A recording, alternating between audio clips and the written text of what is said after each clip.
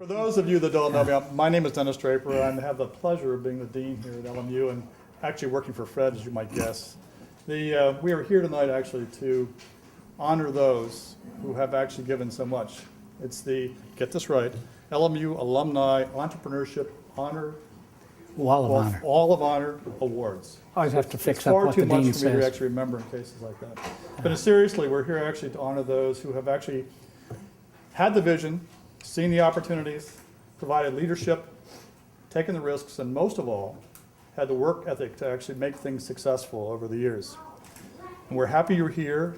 Without you, this country wouldn't have the growth that it has, and it wouldn't have the innovation that it has. And so we thank you for that, and we never needed it more than we need it now.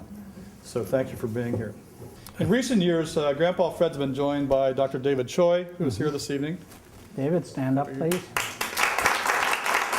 And Lisa was here. Dr. Lisa Grossman, who was here earlier, I know. Is she here? She has class, so she probably snuck out. And the three of them actually have managed to keep the programs here at LMU in the national spotlight. That's a major task given the number of programs and the size of many faculties out there. So we thank you for what you've done, and I will now turn the podium over to the legendary Yeah, Fred Keesman. in my own mind. Well, the first pleasurable thing I have to do is introduce my father confessor. He's a Jesuit. He has many duties here, but since he's been hearing my confession, he's had no time for anything else around here. One of the finest guys I know, just a wonderful, wonderful Jesuit. Randy Roach would come up and give us a little invocation here. Okay, we'll just do this. And we do ask a blessing, dear God, upon all of us here, and thank you for the gifts that are being honored, but also for the gift of gratitude that is in our hearts, for the gifts ultimately that come from you and that we can exercise on behalf of others. For all good gifts, including Grandpa Fred, we give thanks. Amen. You're hard up. Anyway, it's a wonderful night for me to have you guys here and to honor my students. We are about tonight to do the 25th Wall of Honor recipient, and it's the happiest times for me to be able to honor past people from LMU. But I want you to know, you recipients of these awards, I'm using you. I'm truly, really using you. Very much so, because I got a lot of students here tonight, and I have students from now on. My office is right there, and I come out all the time. I find my students out here looking at these and reading them and everything. And I love to sneak up behind them and just quietly whisper in their ear as I walk by and say, better be thinking about when you're going to be up there. And that's what they're thinking. I'm using you guys to motivate my kids, to get my kids to think, wow, look what this one did. Look what this, I can do that. And it works. And there's also, would all my students tonight that are here, please stand up. Stand up, stand up, stand up. Good. Okay. We have from freshmen to grad students.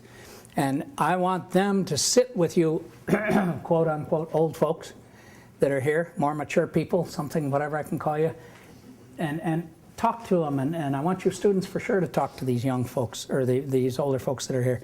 Let them learn from you while you're here. That's what I do this wall for, is to motivate my kids and get them thinking about where they can be.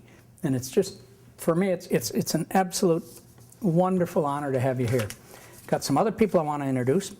If you would all of the previous winners of this award that are here, please stand up. Let's see, Don. Who else we have? Kulai. There we are. So, okay. So, for you students, these guys are also considered old, even though they're not winning tonight. Okay? Yeah. Some other special people. This gentleman in the back here, Robert, I'd like you to stand up. Robert Rominsky's been with us for almost a year now. Some of you know I get emotional. He's a Fulbright scholar. He's been visiting us for a year. The dean was kind enough to have him here. He is making the librarian the happiest person in the world. He uses that library more than anyone in the world. They even called me and said, send us more Roberts. He lives there, I think. most wonderful guy. He's an entrepreneurship Fulbright scholar studying banking and entrepreneurship, and having a tough time right now because he's from Poland. So, terrible, terrible. We're with you. Okay? Good. So, RFID team, who's here? Stand up, Jason. Travis, Kelly, and we have a fourth person who couldn't be here tonight. We have a wonderful class we teach. Been doing it now, I guess I've been doing it for close to 10 years. Yeah, Glenn, you sit down. Stand back up, get back up, get back up. I teach a class of I don't know how I can do it. Teach a class with an engineering prof, joint class with engineers and entrepreneurship students, and we have 2 engineers and 2 entrepreneurship students on teams. And for the past, 10 or 12 years, both in this class and our other undergrad class now, we have gone to national and international competitions with the projects that have come out of these classes. And we just took this team up to Canada, and they competed in the toughest competition we've ever been in. They were up against every big guy I can think of right now. And what was it? Johns Hopkins won, a team from Thailand, I think, won, and Arkansas, of all people, won. So these guys didn't win, but they got into the finals on the elevator pitch competition. They got into the final 5, and they got into the final 5 on the trade show. They have a trade show first, and then an elevator pitch on their idea, and then they do the regular competition. I was absolutely proud of these kids, so I want you guys to give them a hand, okay? Good. Since you probably can't tell the difference, these 2 are MBA students, and he's one of them engineering types. Yeah. I get in there, and I've a wonderful relationship with the engineering prof. I don't know what he's talking about half the time, though. I mean, he's talking about all this stuff they do prototypes that are absolutely magnificent. They did a product that I really liked. Some of you may have Mercedes and these hotshot cars where if you have the key in your pocket, it'll open your doors and everything as you walk up to it. They've developed this for the home, where if you got your arms full and everything like that, you walk up to your front door and it'll open your door and all that for you. Pretty darn neat idea. So, and one of the judges said to them, I thought it was neat, these competitions have turned into a thing where everybody in the country now is doing cancer cures or green things. And they're all hypothetical things we want to do. Cancer cure, you don't know if it's going to work for 8 or 10 years. So they walk into these competitions and the judges go wild and say, you're going to cure cancer? Oh, wow, good. And they give them first, second prize. One of the judges finally said to us, you're the only person here competing that has a real product that we could put into business tomorrow. And that's the kind of stuff we like to do here. So I'm very proud of that. You guys, thank you very much. I'm going to salute you. Good. We started this entrepreneurship program in 1972 at LMU. And we were one of the first 12 schools in the nation to have a formal entrepreneurship program, other than Harvard, which claims they had theirs 200 years ago, because they claim all they do is teach people that own their own businesses. So we'll give Harvard first. But 3 of those 12, and I'm always proud to say this, 3 of those 12 were from LA here. SC, Loyola, and UCLA were 1/4 of the first 12 schools to teach. And that's a heck of an honor to be in. We're in good company. And as the dean hears me say way too often, LMU plays in the sandbox with the big boys. We're happy to compete against SC and UCLA. And we hold our own pretty doggone well. I'm proud to say they started ranking schools of entrepreneurship 1998. And since then, we have always been in the top 25 schools in the United States. And now there's something like 2,500 universities that are teaching entrepreneurship. And that is just, to me, a proud thing. It just stuns me that we've been able to hold our own that well. I'm going to start out with Martha. Martha, would you come up with me? Martha, I must tell you, she loves me. She loves the dean. Because we had her at a speaker a while ago. We have a Hilton Distinguished Entrepreneur Speakers Program. And Martha was one of our speakers, did an absolutely fabulous job. But I gave her a nice little award for that. And where's Rochelle? I accidentally put on there that she has an MBA. So she now has this proudly displayed, and she tells all of the people coming there, I have an MBA from LMU. That's the dean over there. You better negotiate with her. Raise your hand, Dean. See Rochelle in the purple there? Yeah.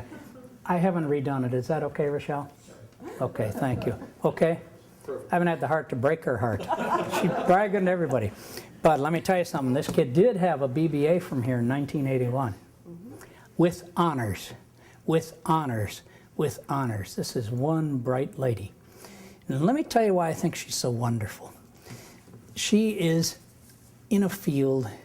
When I first started teaching entrepreneurship in 1968, something like 3% of the businesses in America were owned by women. And the latest thing, you never know for sure what you hear, but I'm hearing that women are almost about to be 50% ownership of the businesses in this country. That's an incredible change just in the time I've been teaching. This is one of them. This lady has gone off into, if you can think of the toughest businesses to go in as a woman. Think in your mind, I'm not going to ask you, just think in your mind, what would be the toughest thing you could go into as a woman? Construction business. Is that a business that would be really one you wouldn't think of for a woman? She runs a construction business. I've seen pictures of the things she builds. Absolutely beautiful stuff. She is a marvelous business person there. Let me tell you the second thing. Think again. What would you think would be tough? Absolutely tough. It's something I used to be in many years ago. I know how tough it is. She also runs a newspaper. In today's day and age, could you think of a tougher business to be in? Actually, two, don't you? You have two, actually, don't you? It's bilingual. Yeah. Two newspapers. Is this tough? Is this tough businesses? The thing I want to honor Martha the most for, let me tell you guys, when we give you this award, it's not just for being successful in business. One of the critical key things, if you'll notice all of our things here, the entrepreneurship program, creating the future with ethics and social responsibility. Read the business flag down there.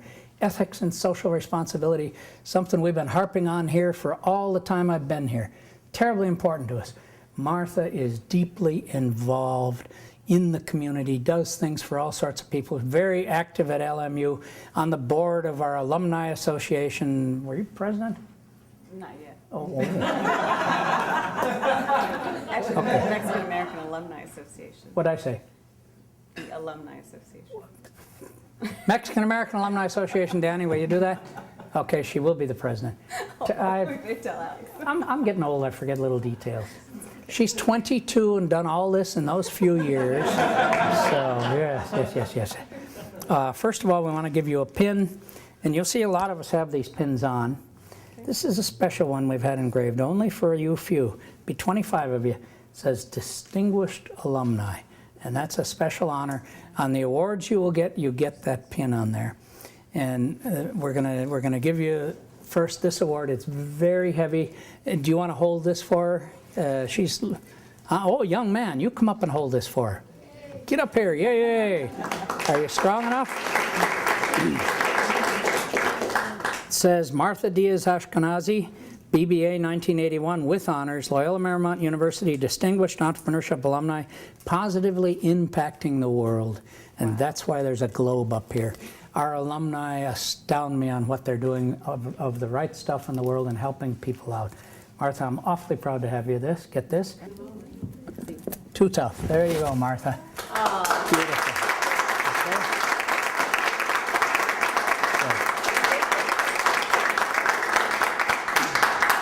Okay. You kind of proud of Mama? Mm-hmm. Lay me 5, kid. Good. You give her a big hug and say, Mama, I love you. You can do that. The next one I'm going to do is Matthew Grachek. Come on up, Matthew.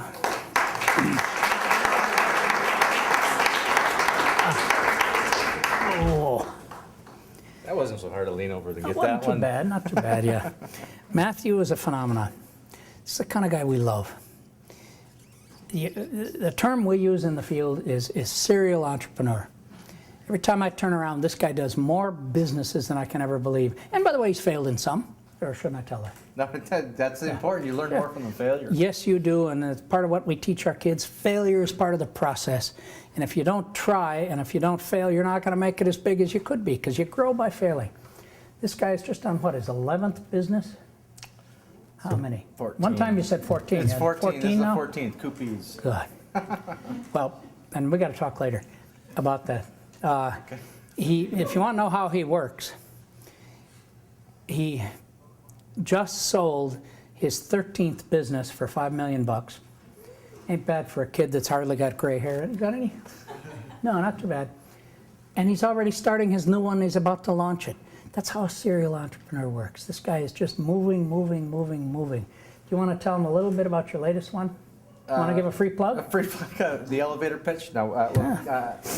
The company's called Coopies, and it's an online coupons platform, so you can get coupons for anything you want wherever you are on your cell phone, on your computer, or whatever. So, and it's a way to make money too. So if you tell other people about the business, you can make money. You get $10 for every consumer you tell, and $25 for every business you get to sign And I up. get $1 for everyone they do? And it's philanthropic, so like a school like LMU can have a code, and the more people they tell about, they sign up, then LMU can make a bunch of money. It's a great fundraiser for your school, for your church, and Good. there you go. This is part, this is part of what I love about this guy. By the way, BBA 1989. What's that? You're 21 years out? 21 years out, I know. You don't look that old at all. Just look at the bags. I got those, you know? Yeah. I've had them since I was. This guy is always, he has a philosophy of life. Read their plaques later, what they say. His philosophy of life is incredible. And he means this. Some people say a lot of stuff. He means it. His goal is to help the world. And he really deeply, strongly means it. And I'm awful proud to have him up here. Dave and I have been following his career for all these years, and he's more fun. More fun because he always names these businesses crazy names I can't even spell. His name's bad enough I can't spell that. And then he does these names of companies. But he's always on the move, always new ideas, and he's always got this underlying fundamental thing that he's really going to help the world. And I'll tell you, he's doing it now, and someday he's going to do a lot bigger than he is now, aren't you? I'm working for it. You bet you are. Okay. Matthew, let's go unveil you. There we are, Matthew. Thank you very much. Okay, good. Okay. If you would come up, kind sir. I'll quickly talk about this young fellow. He graduated from here in 1964 in psychology. With a 2.2 average, by the way. Now, can I tell you what we tell our students? Entrepreneurs are oftentimes the C students, and they hire the A students. That's oftentimes true, sir. He went out into the world and started working for a while in corporate life. If he's like me, he discovered he couldn't stand being in corporate life, and ended up running a small shoe store. And the term I remember, and I remember this when I was a kid, because I'm older than you, Brown shoes. Does anyone here remember that brand name? I sure do. Are they still around? I believe so. You don't handle them anymore. Well, I'm retired now. Oh, do you handle them anymore? Do you? You still have them? Good, good. Well, he started a boot store back when the Urban Cowboy was the rage. You talk about timing. Do you guys remember the Urban Cowboy movie? And everybody wanted to be a cowboy in that. I'm a legitimate cowboy. I live in Kern County up by Bakersfield. And by the way, I was talking to him about this tonight. Both of us, there's a place we love to take people here, and some of you guys we've had there, up there called Buck Owens Crystal Palace. And he knew Buck Owens in the years past and has been there a number of times, and he's got a store right close by Buck Owens Crystal Palace. Do you hear that, Elaine? We'll have to go see it. And he started a store, and he grew it into, it's called the Boot Barn. And you probably have heard of it. It is the largest work and, am I saying this right? Work and Western boots shoe store in the United States, correct? Did I say it right? The reason I'm asking him and not you, because you're retired and you don't know what the hell's Well, going he on. doubled the size. Yeah. They sold out part of it. He retired. They still have ownership in it, and his son from SC is now the CEO of the company. And they had, what'd you have, 36 or 37 when you sold? Yes. Now they have 80 stores around the country.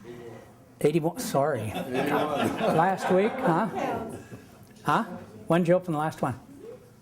Last year, man. Oh. I just signed a lease on a new one. He can't remember. He said 80 to me. Said 80 to me. Anyway, absolutely a wonderful, wonderful business. And that's the kind of fun thing where that's what entrepreneurs do. They take something small, they get a lucky break with the urban cowboy, gives them some impetus on their thing, and they grow it and grow it big. Our prior winners have all done things like this.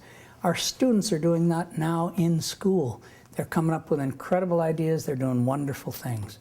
So you get, first of all, Ken Meany Globe, and you have to have a bag. Now you're going to get something nobody else has here tonight, other than the jacket. Great. All of our previous winners have gotten what we call the Entrepreneur's Dream Box.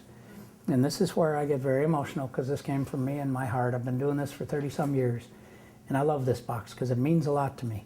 And I'm going to tell you what you got to do with it, and you better do it, even though you think you're retired and you're not doing anything anymore, okay?